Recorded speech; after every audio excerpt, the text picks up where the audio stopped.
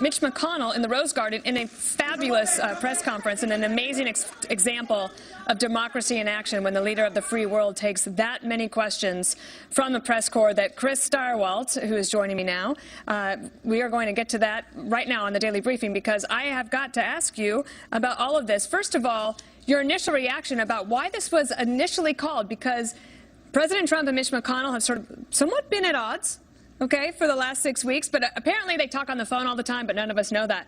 This was a chance for the president to say, no, look, actually, we get along very well and we have a relationship. Let's listen to this and have you react. I just want to say that we just spent quite a bit of time inside with the Senate Majority Leader, Mitch McConnell, who has been a friend of mine for a long time, long before my world of politics, early into his world of politics, I think. But we've been friends for a long time. We are probably now, despite what we read, we're probably now, I think, at least as far as I'm concerned, closer than ever before. So, Chris Stirewalt, they're closer than ever before, and they've got a lot to do. What do you think? I was waiting for the vacation pictures to come out. This is the time that Mitch and I went to Machu Picchu. It was great, all that stuff. It doesn't matter whether they like each other, because they probably don't. It doesn't matter if they've been friends for a long time, because I'm sure they haven't been. I'm sure that they met each other when Trump gave money to somebody or gave money to McConnell or his opponent, who knows, at some point 20 years ago. None of that matters. What matters is, can Donald Trump forge a peace, a workable truce between the warring wings of his own party?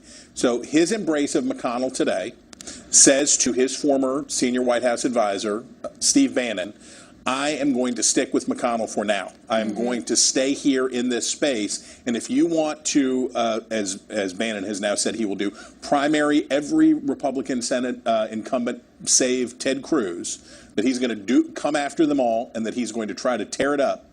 That this was Trump today saying, Steve, I'm here with Mitch today, and I'm going to need your help tomorrow. And this is Trump's giant task as president, which is he has a party that is riven by dissent. Can he fuse these two wings into some sort of a useful majority in time to get something done? And Senator McConnell actually went to the microphone on that very question about Steve Bannon and his influence in the upcoming elections. Let's listen to that. Did you have a chance during your lunch today to discuss the comments that Steve Bannon made this weekend, and what do you make of those comments? Declaring war on the Republican Party, declaring war on you. Look, you know, the goal here is to win elections in November. He went on to say, Chris, that he was looking back at 2010 and 2012 and saying that the Republicans had actually nominated people who didn't actually go on to win, and that the goal is to keep the majority or even add to it. And so you want to have nominees that can actually win a general election. But in this new environment, did 2016 change things so much that looking back to 2010 and 2012 is not useful? I think not every state is Alabama. And what happened in Alabama with Roy Moore was a result of some corruption allegations, was a result of some intense local issues, plus Moore's high name identification. And then it would be a miracle if Democrats could pull off a win in Alabama. Most states don't look like Alabama. And it was very deliberate, important, and instructive that McConnell mentions Todd Akin, the disaster Senate candidate for Republicans Missouri in 2012, because not only did Akin let Claire McCaskill, who remains one of the most vulnerable Democrats in the United States Senate representing bright red Missouri, not only did she slip the noose, but in fact, it became collateral damage applied to other Republican nominees who were forced to answer questions about the things that Todd Akin had said. So the Akin warning is still real. Trump knows that, or otherwise he wouldn't be sticking with McConnell for now. He says, I understand why Bannon is angry. I get why they're angry. But he says, for now, I'm going to stick here on the side of electable candidates. There's a little bit of news made. If we could play this real quickly, because there was a 60 Minutes report last night about the opiate crisis, and the president says he's going to sign that national emergency next week. But let's listen to what he said about his nominee, Tom Marino, who was a subject of that last night. He's a nominee to be the drug czar at the White House. I did see the report. We're going to look into the report. We're going to take it very seriously because we're going to have a major announcement probably next week on the drug crisis. Well, what I don't know, that was maybe not clear. What he said is that he saw the report, he's aware of it, and he's going to be looking into this closely, which I think could mean that there might be a change there. Yeah, and he said later that if there was even a 1%, he didn't say the word deleterious, but if he had found that Marino's actions had even been 1% deleterious to the effect on the opioid crisis, that he'd be out. So I doubt Marino, having read and seen that, I doubt that he can weather this. The legislation made it so much easier for drug companies to get past this DEA requirement, and it shifted the burden there, a huge boon to the industry, and helped get millions of opioid pills into places like Western Pennsylvania and West Virginia. That's right. All right, Chris Stirewalt, I'm glad you were here. Thanks so much. You bet. Let's now go to Chief White House Correspondent John Roberts in the Rose Garden. John, I don't know if I've seen anything like that, ever. That was a pretty extraordinary moment. Amazing. It was something that we got an inkling of earlier when the president was in the cabinet room, when he said he was having lunch with Mitch McConnell and that he would see us out on the steps. But we didn't hear anything after that. I mean, I got a little bit of inside information that something might happen. So we're all sitting in the briefing room waiting for Sarah Huckabee Sanders to come out for the daily briefing, and we get the call, go to the palm room doors because the president's going to come out and talk to you in the Rose Garden. Now, when we came out here, we kind of had an inkling that the president would probably say something with Mitch McConnell. And this follows, don't forget, along the lines of Rex Tillerson coming out saying that his relationship with the president was strong and he wasn't going to leave. And then John Kelly came out, the chief of staff, last week and said, rumors of my demise are a little bit premature. And so now the president comes out to say that his relationship with Mitch McConnell is very strong, as you and Chris Stirewalt have been talking about. We thought he might take one or two questions after that, but he went on for the better part of 50 minutes. I had 7 pages of notes. Which was extraordinary. I mean, I asked, it was either 3 or 4 questions. He kept coming back to us after a while. And, you know, I've been in a lot of press conferences with presidents, and I've never seen anything like this, which is why I keep on telling our editorial people when they say, what do you want to do for 6 o'clock? I say, well, why don't you wait a little while, because anything could happen. What did you take away as the biggest news plug out of that?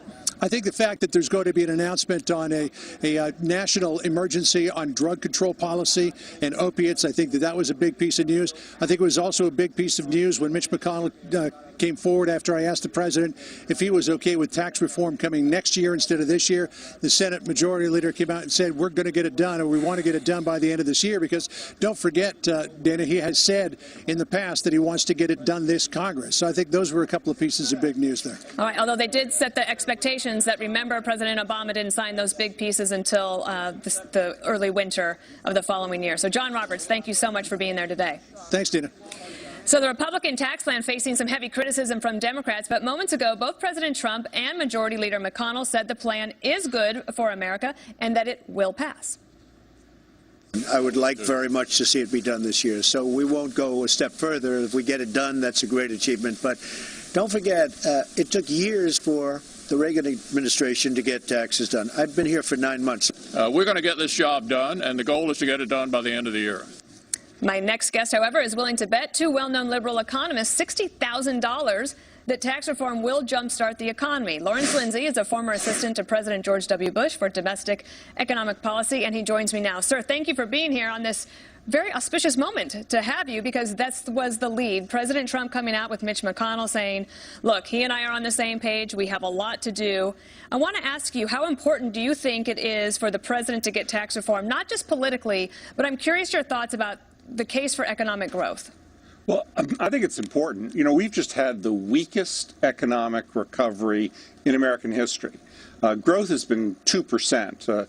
That's, you know, more than a percentage point below the historic average. We had a collapse in productivity, almost 70%. We had a 40% decline in capital formation. You know, this is not the way you grow an economy, and it's not the way you raise real wages. The way to fix it is a tax bill that encourages entrepreneurship, encourages investment, and that appears to be what the Congress and the president are moving toward. But at the same time, Larry, the president was tweeting this morning, then he repeated in this press conference, that the economy is doing so well under his presidency, that regulations are down, that unemployment is way down. I think it's at 4.3%. The stock market is on a tear. So how hard is it to convince the American public that you need tax reform if the economy, in his mind, is actually good? Well, we're actually, I think, if we don't pass tax reform, at or near a peak. when you get to full employment and the Fed begins to tighten, which they've told us they're going to do, right, usually there's not a lot of time left for economic growth. The only way you can get that time is to give the economy more run room. You need something like the tax bill in order for the economy to expand for 2 or 3 more years. You know, Dana, there's a great rule of thumb. You know about dog years and people years? Yes. Well, there's also expansion years. And basically, 1 month of economic expansion is like 1 human year. We're already in our 90s. So unless you do something that's going to extend human life, or in this case, economic life, you're in trouble. Will the rich benefit from these tax cuts, and should the White House shy away from that? Well, you know, they've said that they're not going to change the distribution of taxes in the country. In fact, my bet would be that actually taxes, the share of taxes paid by the rich are going to go up slightly under this bill. I think most of the beneficiaries are going to be families making $50,000 to $100,000 with children. That's where I think their focus is going to be. In the end, I don't think they're actually going to cut the top income tax rate. So, no, I don't think that's an appropriate criticism. I think they're going to end up with the rich paying at least as much taxes as they're paying now. So then they would be able to say that the middle class is getting the bulk of the tax cuts. What do you think about the Republican messaging so far? I mean, focusing on you know, they're having to respond to the Democrats who are saying this is all just a sop to the wealthy, and then your, you know, cohorts, I wouldn't say they're colleagues of yours, but people in your world, for example, Larry Summers, have said that this tax reform is all based on phony economics, and you had Paul Krugman of the New York Times saying it's based on lies, and you have challenged them, and you said you'd even put your money where your mouth is. Have they taken you up on that? No, they haven't. You know, Paul and Larry are our political spokesmen, and that's what they're doing. And, you know, I think there's enough name calling. I think there's enough use of those kinds of words. I think this is a good challenge. Let's put our money down. And so far they have declined. I think I know why. I think they know they're going to lose the bet. Right. On the corporate tax rate, are you comfortable with 20%, or do you think it could go higher and still be effective? Well, I think it will be certainly very close to 20%. The president has been very firm about that number. Remember, the goal here is international competitiveness. The average world tax rate now among developed countries is 23. We're at 35. So that's why companies are locating their plants overseas. It's why they do something called transfer pricing, which is over-invoicing in order to move profits overseas. If we go to 23 or lower, that stops. And if we go under 23, we're more competitive. Let me ask you one last question, because I know that we have to go. But when it comes to international competitiveness, are you concerned at all about the president's trade agenda and, for example, the reports today that on NAFTA that the negotiations aren't going very well? Well, I do think we have to renegotiate. We got to remember, both the NAFTA bill and China were negotiated back in the early 90s. And our purposes were mainly foreign policy. In the case of China, it was to make China rich so they were peaceful. In the case of NAFTA, it was to make Mexico rich so we didn't have as much immigration.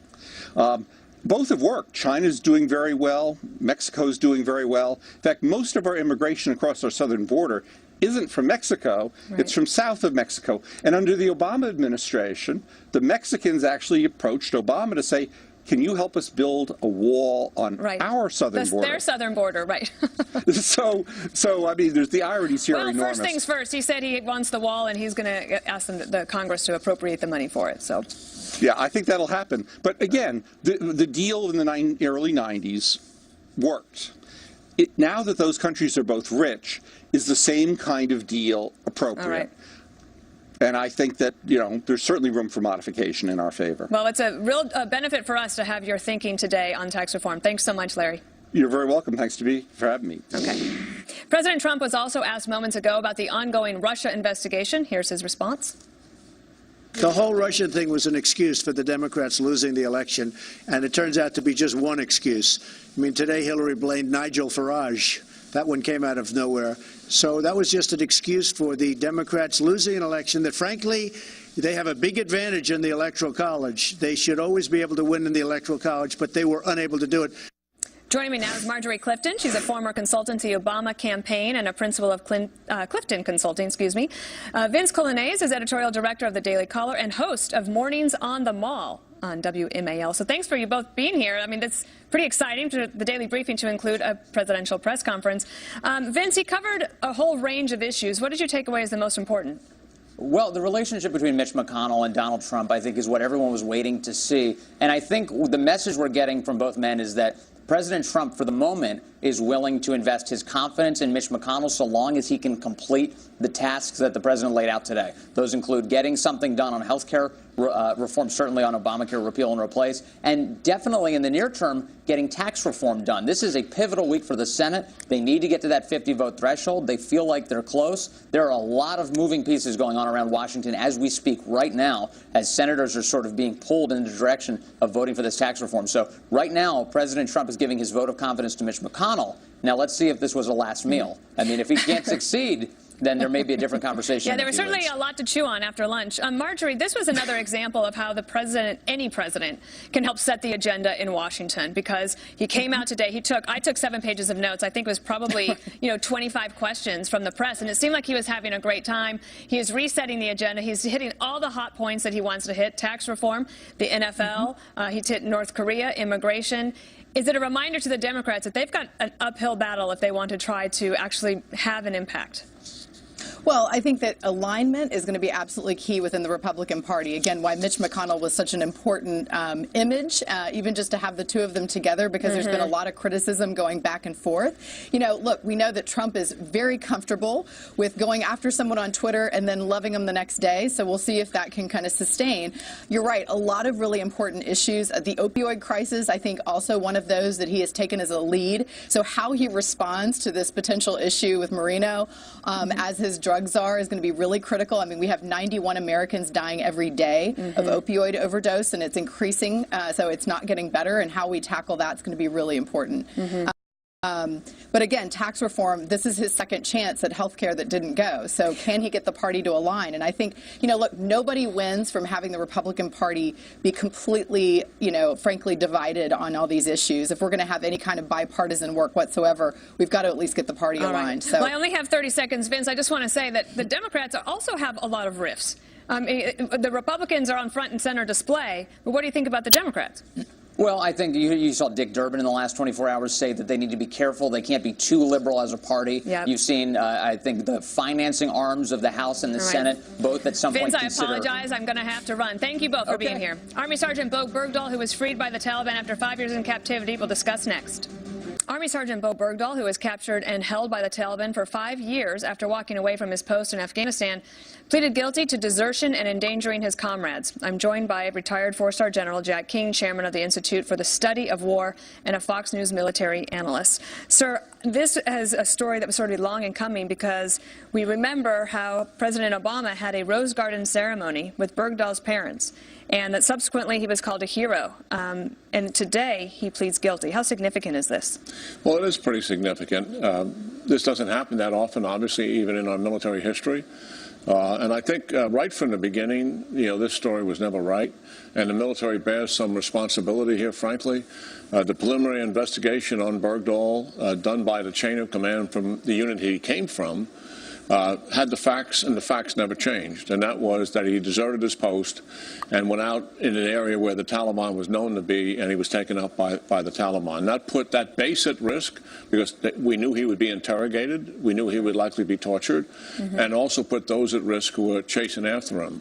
The chairman of the Joint Chiefs at the time, as well as Central Command, who oversees this area, downplayed the significance of what had taken place, much to the frustration of all of those soldiers at that military base, because they knew full well that he had deserted his post. And then that led, I think, to this gaffe that you're talking about, Dana, by President Obama, where the president is out there at a public relations event honoring his family and implicitly honoring Bergdahl's service, and Susan Rice is on television talking about his honorable service, which it clearly was not. So they might have been misserved. Michael Waltz, who is a former Green Beret commander and one of our colleagues, a Fox News contributor, had this to say earlier. Let's listen in.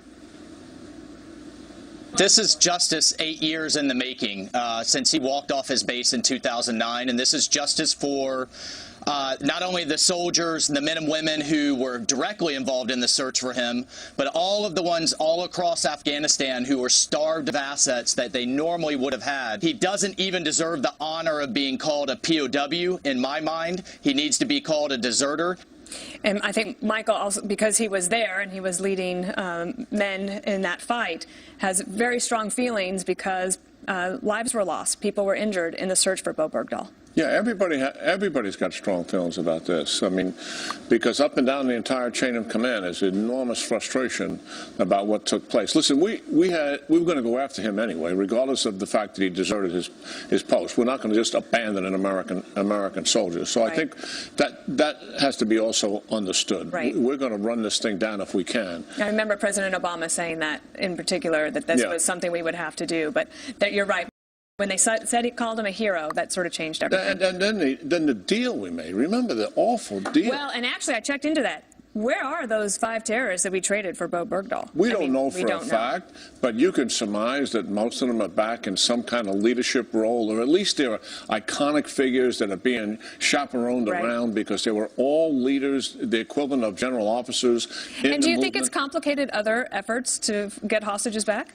Oh yeah, absolutely. There's no doubt about that. This was a serious gaffe on the part of the United States government dealing Bergdahl. It is finally being addressed properly. I think the judge will do what's right here on behalf of the American soldiers, on behalf of the American people today. All right, General Jack King, thank you so much. Yeah, it's good talking to you. Signs of progress as firefighters battle the deadliest wildfires in California history. We are live on the ground next. Firefighters in California say they're finally making progress. Dramatic video from a deputy in Santa Rosa capturing the sheer destruction from these fires. Right now, rescue crews are desperately sifting through ruins to find more remains. At least 40 people have died and thousands of homes have been destroyed. Claudia Cowan joins now live from Santa Rosa, California. Claudia, what's going on where you are?